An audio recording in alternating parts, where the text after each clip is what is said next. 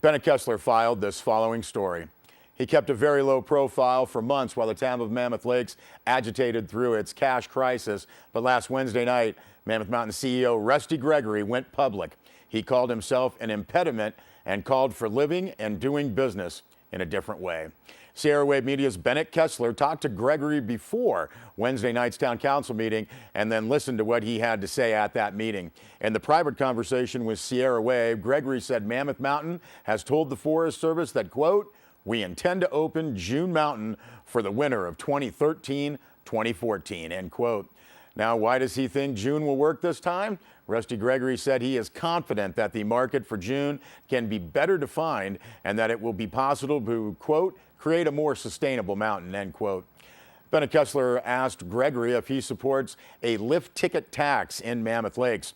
He skirted the question by saying that, quote, there are a lot of things to do first. The town budget has to be balanced, he said. They need to find $2 million to pay MLLA. It's a difficult task, end quote. Gregory said new revenue was a question for another day. Now, at last Wednesday night's town council meeting, Councilman Michael Raimondo asked him the same question. And again, Gregory said there's a better way. A business improvement district, he said, would be one way to go. Gregory said he is, quote, not against a lift ticket tax, but feels all of the businesses in town could participate. Then Gregory said, quote, we should market like Apple, start with the product. We sell an experience, end quote. The CEO said the community needs more money for effective marketing. At the town council meeting, Gregory stood up to say that Mammoth is a town of people who want what they want, when and how they want it. Said Gregory, quote, it's a difficult town to lead, end quote. In a somewhat rambling presentation, Gregory said the only way out of the current problem is to, quote, grow out of the problem, end quote. Now, Gregory pointed to Tahoe's North Star ski area, and he said that he has facility envy when he goes there. Why, Gregory asked, do they have more when Mammoth Mountain is superior? He said that he is part of the problem. Said Gregory, quote, I have to change my attitude, and I will, end quote.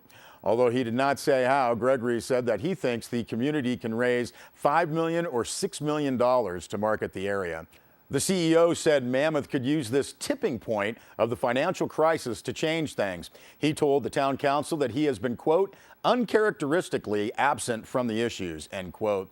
He said his own personal problems allowed him to, quote, stand outside of Mammoth for my own health and safety and look at what we have, end quote. He called himself, quote, the biggest obstacle because I have the most resources behind me, end quote. Now, Gregory said he has very strong opinions on what the council should do or not do, but would not express it. Instead, he said, quote, I strongly support whatever it is you need to do. I'm not going to express the opinion of my rather significant company in our small town other than to say, whatever decision you make, we will not criticize, but we'll go to work to make sure it works out as well as it can.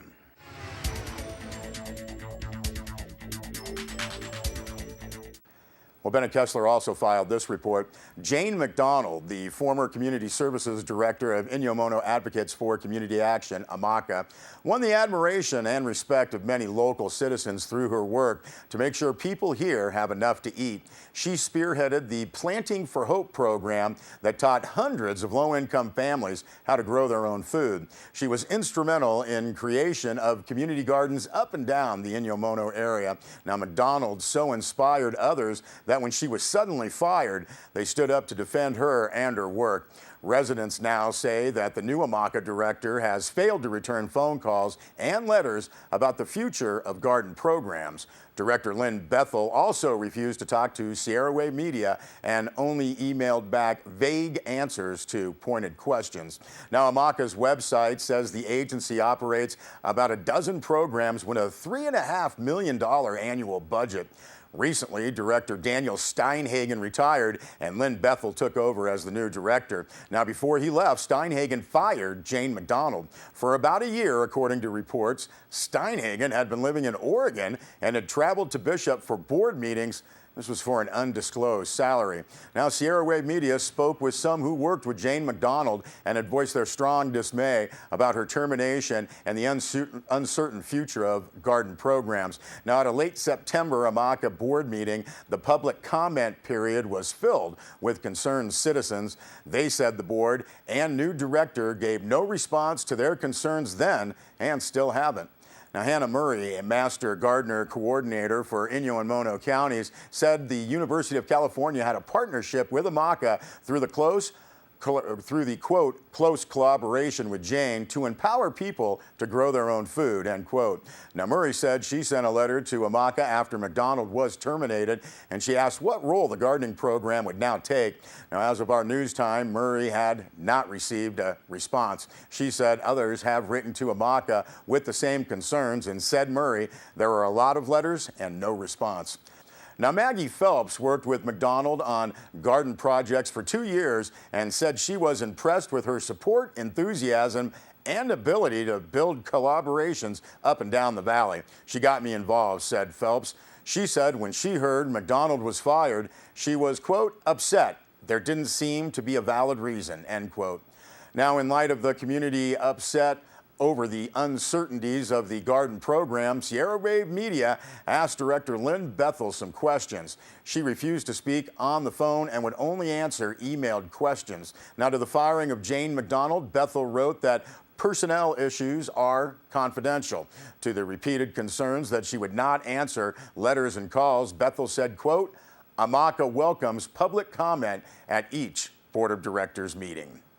Now, Bethel said AMACA administers the Planting Hope program, but did not comment on partnering with all the local citizens and landowners.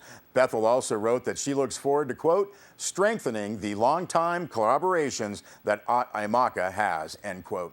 Jane McDonald filed a grievance in response to her termination, and she has also received no response.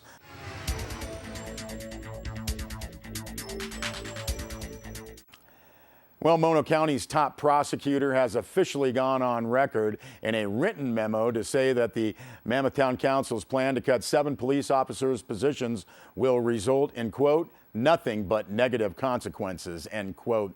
Bennett Kessler filed this story, noting that Mono County District Attorney Tim Kendall sent that memo to the Mammoth Town Council on October 23rd. Now, in it, he said that he appreciates the council's difficult financial situation, but Kendall said he is, quote, gravely concerned, end quote, about the proposed elimination of police positions. The DA said he sees, quote, nothing but negative consequences resulting from this proposal, end quote. Kendall says that as DA, it is his responsibility to protect the community and crime victims. Now, DA Kendall points out that when officers cannot immediately respond to crimes due to a lack of manpower, law enforcement attention cannot be given to a victim, and, quote, crucial evidence will not be collected and will be lost, end quote. Kendall said that quick response to a crime scene is, quote, paramount to any successful prosecution, end quote. The DA went so far as to say that almost, quote, 100% of crimes get solved, prosecuted, and result in convictions when there is a quick law enforcement response, end quote. Now, Kendall writes to the Mammoth Town Council that, quote, a gutted police department will have neither the time nor bodies to complete a timely investigation. Crimes will go unsolved, he said, and victims, a large percentage of whom are tourists, will never see justice or be made whole again, end quote. Now, the DA says that visitors will walk away dissatisfied with the system and with Mammoth. Said DA Kendall, this is not the image for Mammoth Lakes, end quote. And you can read all of DA Kendall's entire memo on our website, sierrawave.net.